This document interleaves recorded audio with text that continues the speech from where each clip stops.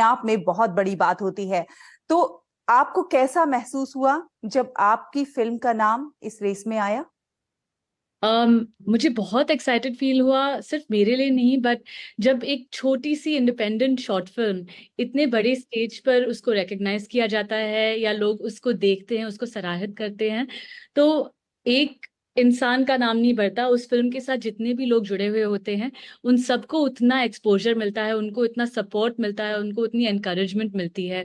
तो मुझे अपने आप से ज्यादा अपने कास्ट, अपने क्रू, अपने टीममेट्स के लिए बहुत एक्साइटेड फील हुआ। और मुझे इस बात की भी बहुत खुशी हुई कि हमारी जो फिल्म है हम उसमें कुछ बहुत ही महत्वपूर्ण बातें करते हैं। और मुझे इस बात की बहुत खुशी है कि हम उन चीजों के बारे में इतने एक विश्व स्तर पर बातें कर पाएंगे। रीमा जी, आपसे ये भी जानना चाहेंगे। देखिए, यौन शोषण एक बहुत बड़ा मुद्दा है, एक ऐसा सामाजिक मुद्दा है जिस पर बहुत बात होती है, कदम भी उठाए जाते हैं, लेकिन बहुत सारी चीजें ऐसी होती हैं जो केवल पीड़िता समझ पाती है और उसे दूसरों को समझा नहीं पाती है। ऐसे में जो पीड़िता की संवेदना है, उसको आपने पर्दे पर प्रदर्शित करने की कोशिश की है। कितना मुश्किल था ये आपके लिए, और कितना मुश्किल था उस लड़की के लिए जिस पर आपने इसे फिल्माया? तो ये फिल्म एक्चुअली एक सच्ची घटना से इंस्पायर्ड है। हम्म। और आई मीन हम सब जानते हैं कि कितने सारे केसेस हमने सुने हैं यौन शोषण के, स्पेशली बच्चों को रिलेटेड। हम्म। तो मेरे लिए ये फिल्म बनाना इसलिए आई मीन मुश्किल तो था क्योंकि बहुत डीप सीटेड वुंड्स और बहुत मेमोरीज से आपको डील करना पड़ता है। आपको ही नहीं, आपके साथ जितने भी लोग काम कर रहे हैं उनके अभी तक के लाइफ के जो एक्सपीरियंसेस हुए हैं उनको उन सारी चीज़ों को थोड़ा खोलना पड़ता है। तो definitely it's a painful experience. Hmm. लेकिन कभी कभी उस दर्द का सामना करना जरूरी भी है क्योंकि उसके थ्रू आप जो कर रहे हैं वो और एक बड़ी बात है। और हमारे लिए ये फिल्म बनाना इसलिए जरूरी था कि इसमें हम एक क्लियर चीज बोल रहे हैं कि अगर आपके आसपास आपको ऐसा महसूस हो रहा है कि शायद कुछ गलत हो रहा है, तो आपका फर्ज बनता है कि आप उसमें देखें कि क्या हो रहा है और उसके बारे में कुछ करें। आप उसमें इंटरवीन करें और आप हमारे सोसाइटी के जो बच्चे हैं, हमारे समाज के बच्चे हैं, उनको प्रोटेक्ट करें। तो आई थिंक ये बहुत ही एक सिंपल मैसेज है जो हम अपनी फिल्म के थ्रू बताना चाहते हैं। तो या sometimes the objective is bigger right then your pen. बिल्कुल। और एक जो बड़ा मैसेज ये फिल्म देती है वो ये भी देती है कि कई बार ये कहा जाता है कि अकेले में अपराध हो जाता है, लेकिन भरे हुए समाज में, भरे हुए लोगों के बीच में भी ये अपराध कारित हो सकता है। जी तो हमें हर जगह अलर्ट रहना होगा। बिल्कुल, हमें हर जगह अलर्ट रहना होगा। और कई बार कुछ ऐसा होता है, हमें शायद फीलिंग आती है कि कुछ सही नहीं हो रहा है और हम उसके बारे में इतना सोचते नहीं है या हम अपनी अपनी खुद की फीलिंग पे भरोसा नहीं करते हैं।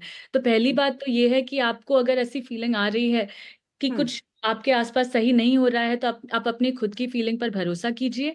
और हम्म। फिर आप अपने आप पर भरोसा कीजिए कि आप इस सिचुएशन के बारे में कुछ कर सकते हैं। हम्म। तभी हम एक थोड़ा सुरक्षित समाज बना पाएंगे। अच्छा, नॉकटर्नल बर्गर आपने इसका नाम दिया। नॉकटर्नल बर्गर का क्या मतलब है और ये नाम क्यों दिया? जी, हमारा हिंदी नाम है निशाचर बर्गर। और हम्म। ये पूरी फिल्म एक रात की कहानी है। और हम्म। इस एक रात में एक बच्ची के साथ कुछ चीजें होती हैं, लेकिन वो सारी चीजें शुरू होती हैं उसको एक प्रॉमिस करके कि मैं तुम्हें एक बर्गर खिलाऊंगा। और हम्म। ये बर्गर आई थिंक बहुत एक simple, it's a symbol of capitalism. हम बड़े बड़े शहरों में जब लोग आते हैं तब बड़े होर्डिंग्स पे उन्हें एक सपना दिखाया जाता है ना, हंसते हुए लोग चमचमाते हुए बर्गर खा रहे हैं। तो ये बर्गर एक अनअचीवेबल, एक एक सिंबल है कि बड़े एड्स पे आपको ये दिखाएं कि ये है खुशी। हम्म। आप ये अगर खाओगे तो आपको खुशी महसूस होगी, तो आप एक क्या कहते हैं, सक्सेसफुल इंसान हो, है ना। हम्म। तो for us that burger was a symbol of capitalism. और नॉकटर्नल क्योंकि इस ब्राइट बर्गर के पीछे एक बहुत ही अंधेरी रात की कहानी है। अच्छा, ये भी जानना चाहेंगे कि जिस तरह से हम देखते हैं फिल्मों में कि बहुत सारे अपराध दिखाते हैं, रेप के भी सीन दिखाते हैं, लेकिन उससे कैसे निपटना है, लड़की को उससे कैसे उन संवेदनाओं को नहीं दिखाते, बल्कि लड़की को कैसे फाइट करना चाहिए वो चीजें नहीं दर्शाते। तो इस पर काम करना ये भी बहुत ज्यादा जरूरी है। बिल्कुल, I think as film makers हमारी एक रिस्पॉन्सिबिलिटी है कि हम जिस चीज को क्रिटिसाइज कर रहे हैं हम हम्म। उसी चीज को ग्लोरीफाई करके ना दिखाएं। हम्म। एक तो ये, और दूसरी हमारी रिस्पॉन्सिबिलिटी है हमारे कास्ट और क्रू की तरफ कि हम उनको प्रोटेक्टेड रखें। तो मैं बिल्कुल नहीं चाहती थी कि मैं अपनी बहुत ही यंग जो एक्टर्स हैं हमारी फिल्म में उनको कोई भी ऐसी सिचुएशन में डालूं कि उनको अनकंफर्टेबल फील हो। और अगेन जैसे मैंने कहा कि हम में से कितने सारे लोगों को ऐसे एक्सपीरियंसेस हुए हैं बचपन में इन सम डिग्री और दी अदर। तो मैं ये बिल्कुल। बिल्कुल भी नहीं चाहती थी कि हमारी ऑडियंस जब हमारी फिल्म देखे तब उनको री ट्रॉमेटाइज होना पड़े, उन्हें उन चीज़ों का फिर से विजुअल्स आए और उनको उनसे जूझना पड़े। तो मैं चाहती थी कि हम बहुत ही एक सेंसिटिव तरीके से ये फिल्म बताएं। और ऑनेस्टली ये दिखाने की ज़रूरत नहीं है, हम सबको पता है कि क्या हो रहा है। तो उसके परे हमें जाना है और हमें बोलना है कि हम और क्या बातें कर सकते हैं। ये जो विक्टिम्स है, ये अब्यूज है, हमारे अंदर किन तरीकों में बसा हुआ है और किन हम्म। किन तरीकों में इमीडिएटली 20 साल बाद अपनी पूरी लाइफ में हमको वो कैसे हॉन्ट करता है और वो किन किन अलग अलग तरीकों से हमारी लाइफ को अफेक्ट करता है और हम उससे कैसे डील करें। हम चाहते थे कि हम उन चीजों के बारे में बात करें। बिल्कुल। और एक चीज जो पता चली, जो मैंने जाना कि आपकी इसमें जो किरदार आपने लिए वो सब नॉन एक्टर बैकग्राउंड से हैं, बल्कि जहां पर आपने फिल्म को शूट किया वो भी एक तरह से वास्तविक चित्रण प्रस्तुत करता है। तो ये कैसे कर पाए आप, और नॉन एक्टर बैकग्राउंड के लोगों से किस तरह से आपने एक्टिंग निकलवाई? तो हमारे एक्टर्स एक मिक्स है, नॉन एक्टिंग बहुत सारे नॉन एक्टर्स हैं और बहुत सारे बहुत ही जूझे हुए एक्टर्स हैं लेकिन रीजनल सिनेमा के। सो हम्म। मराठी सिनेमा से हैं, कुछ भोपाल से हैं, कुछ बंगाल से हैं। और हमारे जो नॉन एक्टर्स हैं जैसे मीनू जो हमारा लीड रोल प्ले करती हैं, वो हम्म। 13 साल की बच्ची है जो मेरी मासी की बिल्डिंग में रहती है। हम्म। उसने कभी कैमरा का सामना नहीं किया है, तो पहली बार सेट पे थी, पहली बार कैमरा के सामने थी, वो भी लीड रोल में।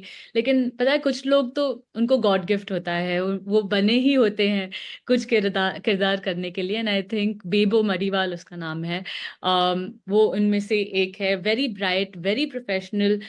बस इतनी फोकस थी वो सेट पे, शायद सबसे ज्यादा फोकस्ड वो ही थी। उसे ना खाना खाना था, उसे ना आराम करना था, उसको बस कैमरा के सामने रहना था और ये किरदार अदा करना था। अच्छा रीमा जी, आप से अगर हम ये जानना चाहें कि आप हमें सब इस फिल्म को शूट करने के दौरान, इसके प्रोडक्शन के दौरान कुछ फनी मोमेंट्स बताएं, और साथ ही साथ कुछ ऐसे मोमेंट्स जो कि बहुत ज्यादा चैलेंजिंग रहे, तो वो क्या होंगे? फनी मोमेंट ये था कि मुझे एक फिल्म में सीक्वेंस है, सो फिल्म मेजरली बहुत सीरियस है लेकिन उसमें एक सीक्वेंस है जिसमें बेबो को बहुत हंस के खुश होके बर्गर खाना था। हम्म। और वो मुझे लगा ये तो हम आसानी से कर लेंगे क्योंकि वो बच्ची है, किसको पसंद नहीं है। और उस सीन में आकर मुझे पता चला कि उसको एक्चुअली बर्गर बिल्कुल पसंद नहीं है। तो हम्म। वो सीन हमारे लिए बहुत अचानक मुश्किल हो गया था करना। It was really ironic. And I think एक हार्ट ब्रेकिंग चीज ये थी कि मैं बार बार उसको ये डायरेक्शन दे रही थी कि आप दुखी हो क्योंकि आपके पापा आपको स्कूल नहीं जाने दे रहे हैं, तो इसलिए आप ऐसे बिहेव कर रही हो या इसलिए आप ऐसा एक्सप्रेशन दे रही हो। और ये पर्टिकुलर डायरेक्शन उस पे बिल्कुल लैंड नहीं होता था। और एंड में एक सीन है जहाँ पे उसको रोटियां बनानी है। उस सीन में वो बहुत खुश थी, वो एक के बाद एक रोटियां बनाई जा रही थी एकदम परफेक्टली गोल, इतना कि आटा खत्म हो रहा था हमारे सीन्स के लिए। और तब उसने मुझे बताया कि दीदी ये तो मैं रोज घर पे करती हूँ। और तब मुझे रियलाइज हुआ कि बिना बिना जाने मैंने एक ऐसी लड़की को कास्ट किया था जो शायद लाइफ में भी इस कैरेक्टर के काफी नजदीक है। वो और उसकी फैमिली भी अभी रिसेंटली गांव से बॉम्बे जैसे बड़े शहर में आए हैं। उसकी भी बहुत सारी बहनें हैं, उसका भी सबसे एक छोटा भाई है और वो भी घर पे स्कूल ना जाके अपनी भाई बहनों का ख्याल रखती है और उनके लिए खाना बनाती है। So that was a little bit heart breaking. लेकिन वो बहुत ब्राइट है, इंस्टाग्राम पे रील्स बनाती है, बहुत टैलेंटेड है। And I have the hmm. Best hopes for her future.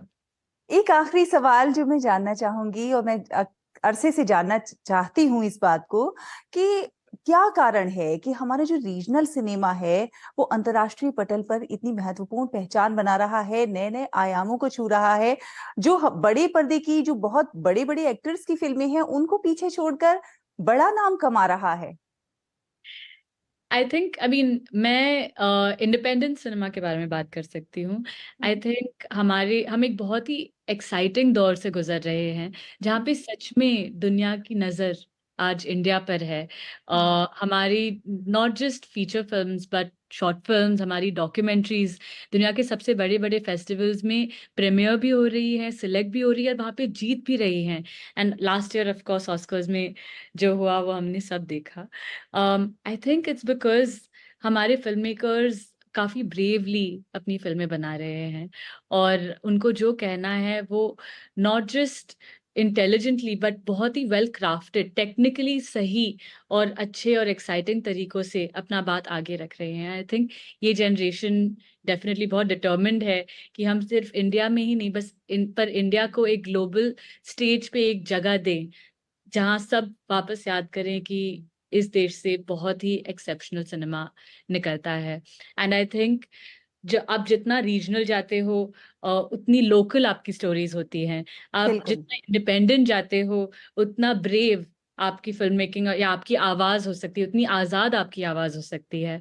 तो आई थिंक हमें ऐसी फिल्में ज्यादा से ज्यादा देखनी चाहिए, उन्हें सपोर्ट करना चाहिए, ऐसे फिल्म मेकर्स को सपोर्ट करना चाहिए, ताकि हमारे देश की बहुत ही लोकल स्टोरीज, हमारी रीजनल स्टोरीज, हमारी रीजनल लैंग्वेजेस पूरे पूरी दुनिया में लोग देखें और पूरी दुनिया के लोग उससे कनेक्ट कर पाए। बहुत बहुत धन्यवाद रीमा, बहुत अच्छा लगा आपसे बात करके, और आपकी फिल्म नए नए आयाम छुए, यही शुभकामनाएं हैं हमारी आपके लिए। Thank you so much. धन्यवाद। धन्यवाद, धन्यवाद।